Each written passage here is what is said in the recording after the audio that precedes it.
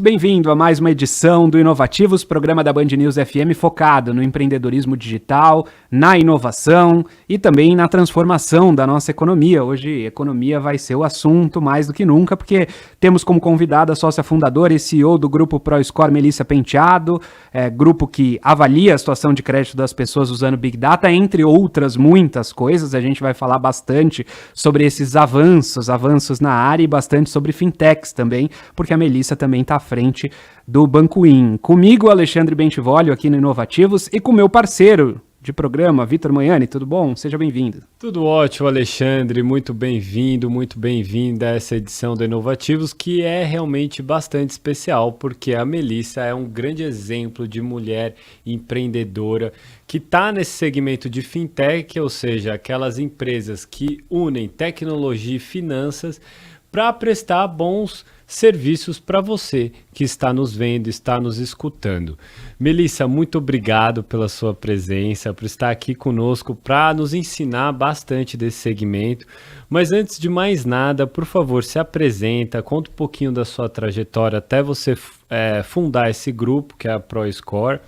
E o que a ProScore faz hoje? Quais os tipos de serviços que hoje vocês têm? Bom, primeiro eu agradeço demais o convite, muito bacana estar aqui, e eu gosto já do nome do programa, né? Inovativos, né? Inovar de forma ativa, né? Porque não tem como a gente pensar em transformação se a gente ficar realmente ali sem observar o que acontece no nosso entorno. É um pouco disso que corresponde à minha trajetória também. Eu digo que eu sou muito precoce, né? Eu brinco que, obviamente, desde os 13 anos eu trabalho e eu tive essa virada de chave dentro de casa, quando, na verdade, eu não tive nenhum problema financeiro, graças a Deus. A minha família sempre foi muito bem estruturada com o aspecto de educação financeira, mas tinha assim, ó, você vai ganhar na meritocracia, então, presente é só no seu aniversário, se você, né, tiver uma nota boa, um reconhecimento, e aquilo me incomodava muito. Não porque não estivesse certo, mas porque eu tinha um apetite de ir além. E aí foi quando eu pedi para trabalhar, desde os 13 anos, na empresa da família, porque eu não me conformava em não ter uma mesada. E, enfim, né, assinei um contrato. Meu primeiro contrato com 13 anos de idade, eu assinei de que eu não podia ir mal nos estudos, justamente porque eu estava querendo algo que era fora do padrão, vamos dizer assim.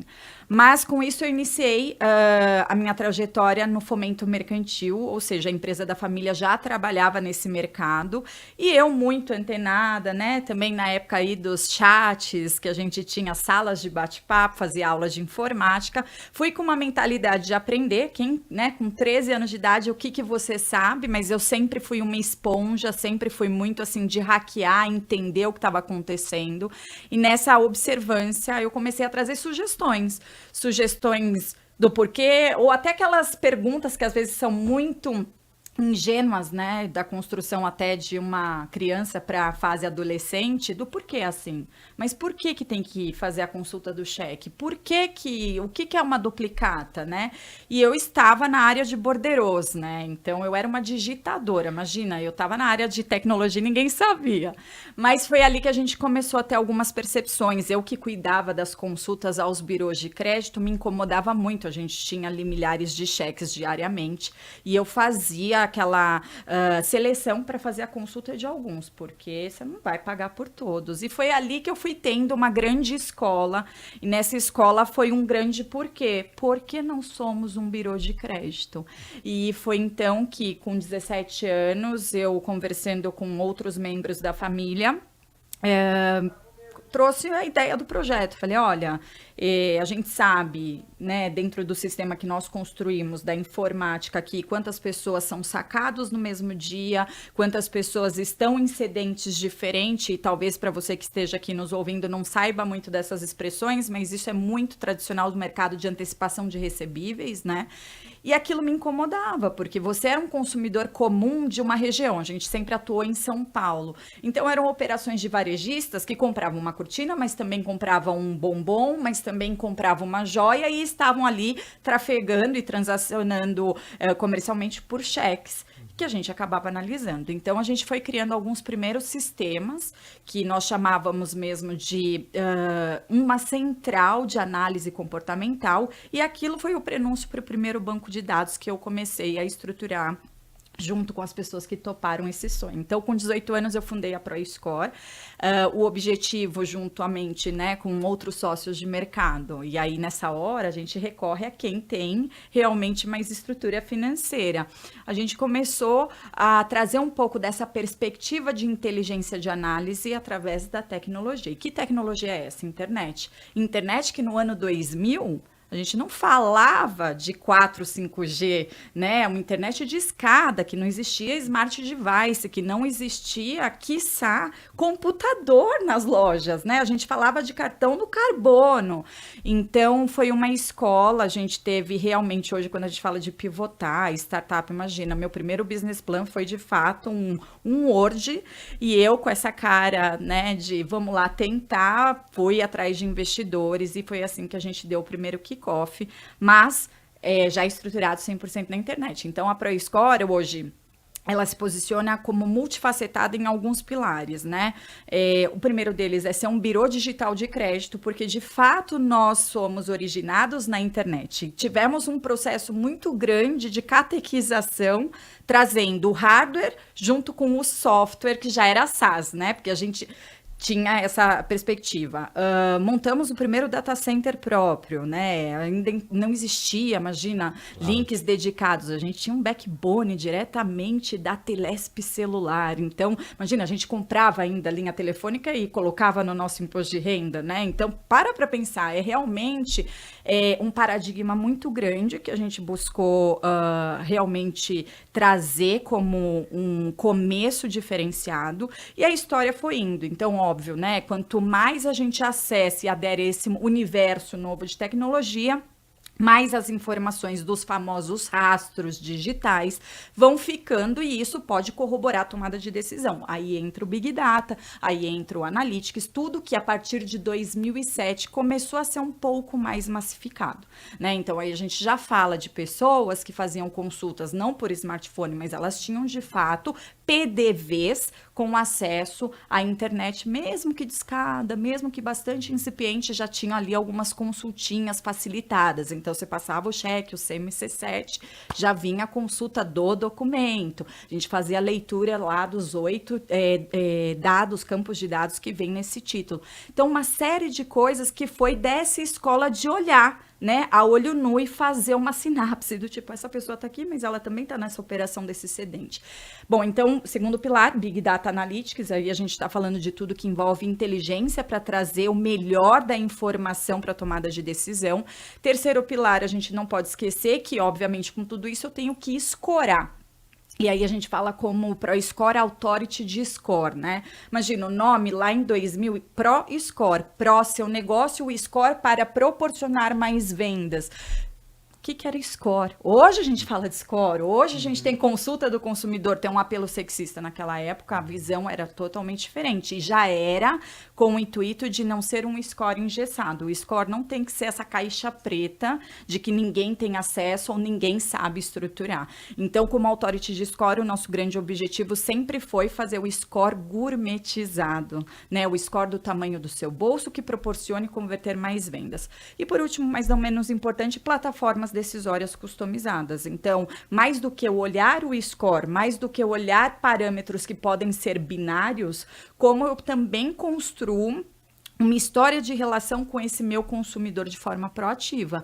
Porque se for assim, se eu só olhar o aspecto de inadimplemento ou de adimplemento, como eu consigo trazer esse público que ainda é saudável para consumir o meu serviço, o meu produto, o que seja. Então, é um pouco nessa ótica, e aí entra o Banco In, que vocês comentaram, a pergunta que sempre vinha, né, do cidadão que é cliente do nosso cliente, a ProScore, ela é B2B, hoje já é B2B2C, mas por que eu não fui aprovado no cliente tal? Por que eu não consegui abrir essa conta? Por que eu não consegui esse crediário? Por quê? E aí você olha para dentro de casa, eu de novo, né, com as minhas aqui confabulações da insônia.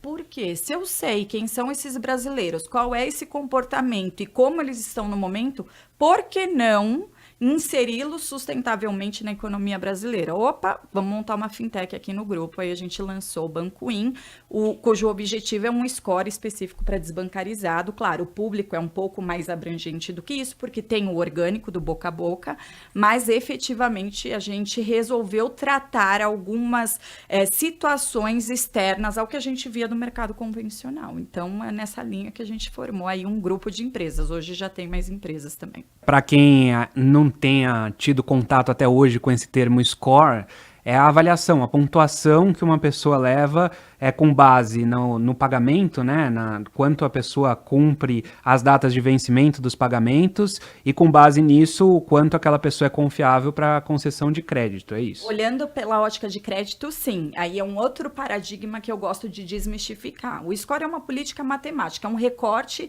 em cima de números estatísticos para qualquer definição. Você quer olhar sobre a ótica de fraude, você tem um score para isso. Você quer olhar pela perspectiva de crédito, você também vai ter. Então, independente dos insumos que você coloque, o resultado vai ser do objetivo que você quer analisar.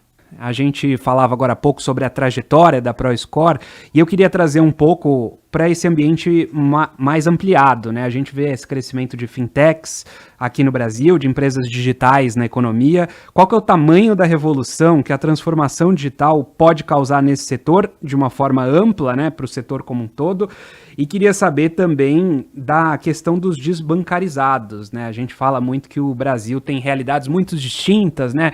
Gente que mora em capitais muitas vezes não tem tanto contato com esse mundo tão desbancarizado, mas os dados do Banco Central apontam para uma população imensa de gente que nem conta nos bancos tem. Eu queria que você falasse também sobre essa população e qual é o desafio de trazer essa população para dentro dos bancos. Ótima pergunta, e a gente pode fazer uma tese aqui, né? Porque a verdade é que todo esse processo e esse apetite por transformar digitalmente o negócio tem que levar em consideração uma coisa, o ser humano. O ser humano é relacional. Ele não é individualista no sentido de que ele vive isolado do universo. Claro que você pode trazer uma série de plataformas, soluções pela internet, por um smart device, por comunicação, enfim, tecnológica. Mas ainda assim você está falando com um ser humano. E por que eu estou trazendo esse aspecto?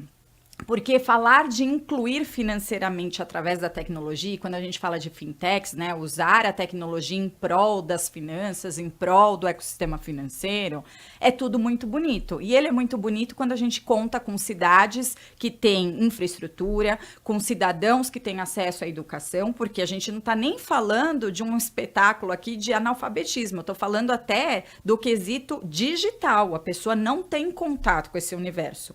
Porque o analfabetismo a gente pode colocar um bot, a pessoa fala, a gente traduz, mas é o universo que isso traz enfim, perspectiva para essas pessoas que se assustam, independente só da faixa etária, talvez os mais maduros, né, os mais senhores da nossa sociedade não gostem muito da tecnologia, mas não é isso, é uma questão de metanoia, mais do que mindset, é uma questão de metanoia. E uma sociedade, para ela de fato se transformar, a gente precisa de eras. E quando eu falo de era de educação, era de acesso à informação, era de acesso à tecnologia. Então, todo esse, vamos dizer, todos esses fatores que permeiam a revolução digital. É muito bonito a gente falar que tudo está acontecendo. Nós vivemos numa bolha no eixo Rio-São Paulo. Mas o desbancarizado, ele não veio à luz antes por uma questão muito, eu digo assim, simples. Vou colocar uma ótica até simplificada. Primeiro, porque o banco tradicional ou o mercado mais consolidado, convencional, não queria, porque isso é sabido, até com pesquisas de IBGE, isso é sabido há muitos anos, porque dá trabalho. E segundo, porque sim, a gente tem uma assimetria de infraestrutura muito grande para um país que tem proporção continental. E o desbancarizado veio à luz da pandemia por quê? Porque a gente precisou olhar para situações mais específicas de políticas econômicas. Olha, tem gente passando mais fome, tem mais desemprego, eu vou trazer aqui auxílios governamentais e como que eu chego até essas pessoas? E ao chegar nessas pessoas que a gente chegou num estopim de, meu Deus, é muito mais difícil do que a gente imaginava. Então, eu gosto muito de trazer parâmetros simplificados, porque existe uma romantização tão grande. Eu sou de tecnologia, eu sou uma entusiasta, eu amo. Mas, gente, a gente está falando com pessoas que não pensam como a gente. A gente está falando de pessoas que não têm acesso como a gente. E eu falo de cátedra no Banquim. Quando a gente entendeu que era uma oportunidade de lançar a nossa fintech, mais do que ter um score que olhe outros atributos comportamentais, que tenha uma inferência, né, dos dados diferenciado, a gente também teve uma série de desafios, que é como chega o cartão na casa do cidadão, porque você não vai mandar um envelope de dinheiro, no nosso caso, a conta digital ela era um meio, não é o produto fim, para a gente nunca foi, né? No caso, a gente está falando de contração de empréstimo pessoal, então hoje a gente trabalha entre 500 e 7 mil reais, sem necessidade nem de avalista, nem... O seu nome é o seu patrimônio, né? E nesse sentido, o dinheiro chegava como? Bom, então eu vou pôr numa conta digital, eu encapsulo ali, tá tudo certo. Não chega o cartão é extraviado, porque ele mora no interior do Amazonas. Então, assim... É muito complicado. É bonito você escalar, ter crescimento exponencial quando a gente está falando do A para o B, do B para o A.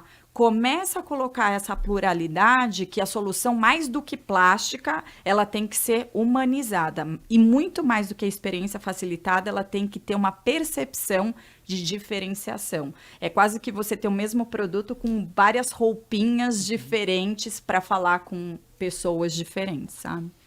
É um ponto muito importante esse que você traz aqui para a gente, porque a gente vem falando aqui no programa dessa desigualdade digital, que obviamente está inserida numa desigualdade social que é muito mais ampla, né, do que só falar do digital, e os dados revelam isso, né? Você tem um grande desafio que é de infraestrutura, que é a ampliação da antena de sinal de internet, que em muitos locais nem isso existe, porque tem uma série também de restrições para a instalação dessas antenas, então tem uma parte regulatória bastante considerável para se atacar, ou seja, a restrição de antena perto de praças, de hospitais, de escolas, reservas naturais, pela alegação de que essas antenas causam malefícios à saúde, coisa que até a OMS já pacificou quais são os parâmetros que essas antenas precisam ter para não ter problemas na saúde, e vem também por uma questão econômica, né, obviamente, sim, que é do smartphone ser caro, muitas vezes o plano também é caro, e tudo isso tem uma equação e um papel muito importante do poder público, né, de interferir e também fazer essa inclusão pela infraestrutura inicial. Aí vem a inclusão de serviços. Quando a gente olha para a inclusão de serviços, a gente vê que, aí falando do sistema de pagamentos brasileiro, né? Você tinha a figura lá da instituição financeira, o banco, que, como você disse, não tinha interesse em buscar esses clientes na ponta, porque ele era muito custoso, porque quando a gente olha do ponto de vista da era analógica, você ter que enviar uma carta, um correspondente bancário, ou abrir uma agência, o custo é muito elevado.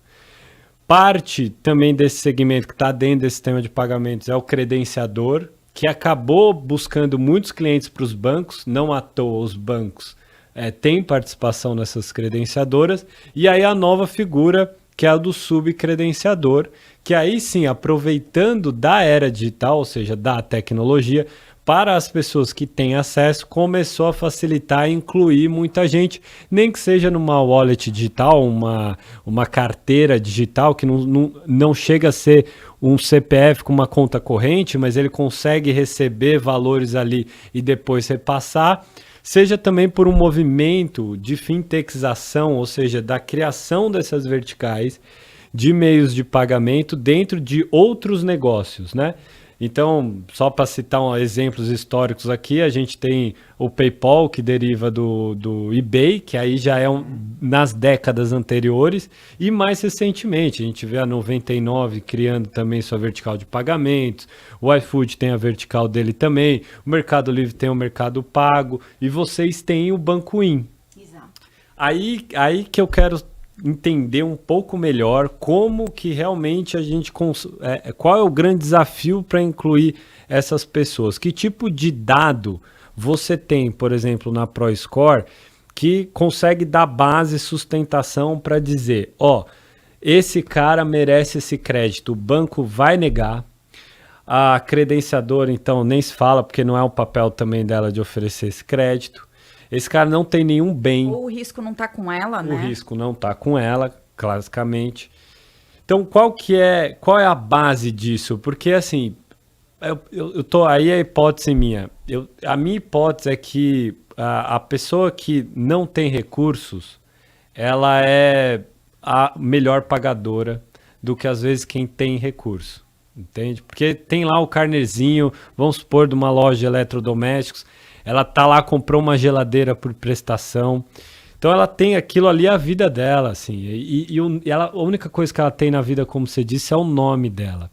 E isso é maravilhoso se a gente conseguir trazer essas pessoas para esse tipo de crédito. Porque o crédito que ela vai ter pode ajudar um familiar que está precisando de alguma assistência de saúde, ou ela pode usar aquele crédito para empreender.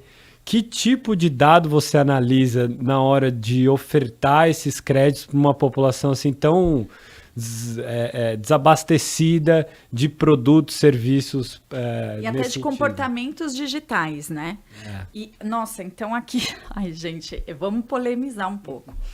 Porque existe um paradigma que vender bem é vender para quem tem o score alto. Certo? A gente ouve isso, né? O score nas alturas, a pessoa compra o que ela quiser. Mentira, né? É um mito. Você pode ter o score 990 em quaisquer birôs de crédito, você não compra uma Ferrari, porque uma coisa é o score, outra coisa é o seu poder de compra. Então, vamos começar por essa ótica, que acho que eu consigo entrar nesse aspecto. A gente até criou uma expressão chamada reputação financeira. Né? A gente sabe que reputação, a população se preocupa com o que você está vestindo, o que você está comendo. Haja visto, né, todos os fenômenos de influência que a gente vê na internet, os micro-influenciadores e tudo mais. Então, a questão da reputação financeira, ela tem uma premissa muito mais centenária do que a gente imagina, que é aquele ditado popular, diga-me com quem andas e eu te direi quem és. Por quê? Porque a neurociência também explica que o ser humano ele não aprende pela teoria, mas ele aprende pela emoção. O que significa emoção? Eu estou numa casa que os meus pais não têm uma estrutura financeira, isso não me foi passado, eu não vi isso palpavelmente dentro de casa, era comum atrasar contas, era comum comprar mais do que se ganhava, é comum, você absorve aquilo. Claro, você pode reverter, você pode quebrar essa sua crença, com certeza, mas isso é uma natureza do ser humano. Então, hoje, olhando pela perspectiva de dado, uma pessoa que não estava introjetada dentro do universo digital, uma pessoa que tem pouca movimentação financeira, porque às vezes ela é bancarizada, mas ela no sentido de subbancarização. Ela recebe um benefício, ela recebe uma aposentadoria, mas ela saca tudo. Ela não se movimenta, ela não compra pela internet, ela não tá no PayPal. Então, essa história do Big Data também cai por terra, porque a gente está falando de mais de 40 milhões de brasileiros que estão começando agora a dar esse passo, tá certo? Então, não dá para você ter uma visão única e exclusivamente naquele CPF, entendeu? Até porque hoje um bebê tira um CPF e o pai pode comprar com o CPF do bebê. Então, para isso, você tem que ter um cruzamento de uma série de dados e neste universo de sair da visão única e pessoal daquilo, é ter uma visão um pouco mais holística nesse aspecto, da onde esse cidadão está inserido, quais são os familiares. Hoje nós temos aqui algoritmos autorais e proprietários de family holding. Então, permite a gente ter uma perspectiva e uma premissa até da renda familiar, de tudo que a gente traça de informações não estruturadas associadas a informações oficiais que a gente recebe dos órgãos oficiais, que eu consigo ali catalogar sem ser excludente, sem ser olhando aquela perspectiva. Mas tem uma série de dados que ele tem que também trazer dentro da sua navegação do aplicativo, tudo mais que envolve aí um comportamento para a gente analisar mais assertivamente. Ainda assim, é uma longa jornada que a gente vai aprender aí com o passar dos anos. Queria saber de você quais são os próximos passos do grupo, para onde crescer a partir de agora. Para quem, né, sonha, o céu é o limite, né?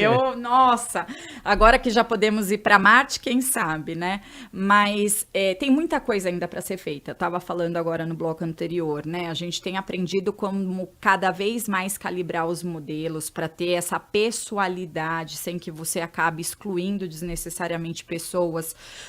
Não é porque, né? A gente falou do nome, não é porque a pessoa tem um score baixo que efetivamente ela é uma mal pagadora. Então a gente tira muito desses paradigmas e dessas rotulações. Então, para o universo de dados, até porque, olhando pelo crescimento das fintechs, eu vejo também nascer um movimento de data tech, tá todo mundo agora, nossa, o que não se mede não se melhora, se eu não pegar todos os... Eu tenho mais de 1.500 fontes. Gente, desculpa, mas você não precisa ter 1.500 fontes, você não precisa ter um data lake se você não olha nem para o seu umbigo dentro de casa. Essa é a verdade. Então, às vezes, você tem um portfólio legado que te dá muito mais resposta do que você pegar modelos do mercado e falar, é para lá que eu tenho que ir. E não é. Às vezes a lucratividade do seu negócio não está naquilo. Tanto assim que a gente vê uma série de fintechs trabalhando para negativados, né? Então, é uma dicotomia imensa nesse aspecto. Para a ProScore, eu vejo sempre o seguinte, quanto mais a gente evolui na era digital e da transformação, o que é de luxo é feito à mão, né? Hoje as coisas mais gourmetizadas, pensadas para você, tanto para a experiência do usuário consumidor final, quanto para o meu negócio, independente do tamanho que ele seja, se eu tenho uma solução que foi pensada para mim, isso vai ser mais efetivo, mais lucrativo, porque de fato eu gero eficiência operacional e financeira. Então não adianta eu consumir, voltando ao universo de dados, 1.500 fontes, ter 30 data providers, se aquilo não te dá resultado efetivo. Às vezes é melhor você enxugar, reanalisar dentro de casa e trabalhar com 4 parâmetros, que é o essencial para você tabular uma tomada de decisão. E nesse sentido, começa também toda essa animosidade que existe em cima, né, do inteligência artificial, do machine learning. Gente, não é assim. Às vezes você tem na sua base de clientes, eu vou aqui colocar, né, dentro de números, eu tenho 10 mil clientes. Você não vai trabalhar com machine learning, você me desculpa, mas assim, não tem sentido e você vai pagar um setup enorme. Então, eu gosto muito de entender, a ProScore, ela trabalha isso no seu DNA como tailor-made, sem que isso te custe um rim. E o objetivo é agregar valor e ser parceiro do seu negócio de forma perene. Da mesma forma que a gente se coloca como propósito dentro do Banquin. Então, o Banquin, a gente tem sim trazido novas variáveis para entender o que tem sido mais eficiente para cidades que a gente nem trabalhava 2 anos atrás. Não porque a gente tinha uma limitação nossa de oferta, é porque esse público não chegava nem ativamente, nem passivamente até nós. E, por exemplo, com a pandemia, a gente criou uma iniciativa que se chama Combin, que é um pouco da contramão do que todo mundo fez, que foi, fecha-se tudo, não estamos olhando aqui o mercado em loco presencial e vamos fazer tudo no digital. A gente fez o quê? O Banquin com a Combin é a unidade itinerante que vai até a comunidade, vai tirar dúvida, vai fazer uma educação financeira, até a gente desemboca um pouquinho nessa situação, você vê, são 2 universos que se comunicam muito bem, mas do superendividamento. Quantas famílias e quantas pessoas emprestaram o seu nome durante esse processo, pegaram uma série de dívidas e a gente acaba desembocando até numa lei que é necessária para esse momento, porque não teve uma educação do que fazer com esse dinheiro. Era para ter uma subsistência por mais 6 meses e de repente famílias compraram um tênis de mais de R$1.000. Então, é um processo que nós acreditamos muito. Então, eu dei o exemplo da Combin, mas tem hoje, falando do Score mesmo, de novos produtos, a gente tem criado agora, né, uma plataforma chamada Distribuir, que vai fazer toda a cobrança omnichannel, inclusive desembocando na renegociação de dívidas, porque eu não tenho como não costurar todas essas pontas. O Score 360, porque existe assimetria informacional nos fornecedores tradicionais de mercado. Então, como que eu agrego valor para ter essa visão do que o que é melhor? E aí a gente, enfim, como eu disse, com dado dá para trabalhar uma infinidade de coisas. Eu queria agradecer aqui a disponibilidade e atenção com o convite da Band News FM, da Melissa Penteado, CEO do grupo ProScore, falando também sobre o Banco In aqui com a gente durante todo esse papo no Inovativos. Obrigado pela atenção. Eu que agradeço. E a gente volta na semana que vem com mais um papo aqui no Inovativos. Lembrando que você acompanha o nosso programa aos domingos, do meio-dia a 1h da tarde. Também as pílulas, as nossas colunas ao longo da programação da Band News FM, às terças e sextas. E também o programa com essas conversas ampliadas no nosso canal do YouTube. Tem lá todas para você conferir na hora, no dia em que você quiser. Voltamos na semana que vem, Vitor. Até lá. Até lá, obrigado Melissa, obrigado você, ouvinte, também telespectador nas redes sociais. Não deixe de se inscrever no canal da Band News FM, deixar o joinha e também comentários, já que a gente falou tanto de dados aqui. O seu comentário é muito importante para a gente aprimorar cada vez mais esse programa. Valeu!